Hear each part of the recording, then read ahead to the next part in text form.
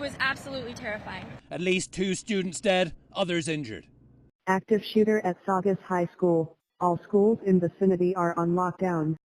Around 7:30 a.m. at a high school about 30 miles northwest of Los Angeles, students were arriving, starting their days.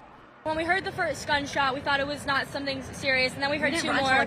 Detectives have reviewed the video at the scene, which clearly show the subject in the quad withdraw a handgun from his backpack, shoot and wound 5 people, and then shoot himself in the head. We heard the gunshots and we just were like, let's go, like, let's run. We had to go underneath the pipeline, like, so we literally crawled underneath the pipeline. 6 injured students were triaged, then rushed to local hospitals. Turns out one of them was the shooter.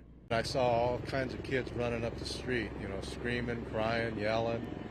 They were saying, "Oh, can we go in your house?" And there's like, I don't know, there must have been 20 of them went in my house.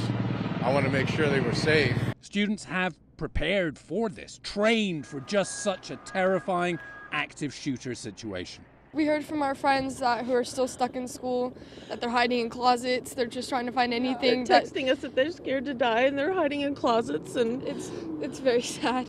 This mum had just dropped off her 16-year-old son when the gunfire started. I was just panicked the whole entire morning until I heard from him again, and he said he was okay. The panic is over. The gunman no longer a threat to others. He is in grave condition in the hospital. The weapon that he used was recovered at the scene. It's a .45 caliber semi-automatic pistol, which had no more rounds in it, had no more bullets in it. But the grief remains. So too the fear for those injured and the shock. We all know these shootings happen, but when it happens in your community... You won't let go of your daughter. no, I'm scared.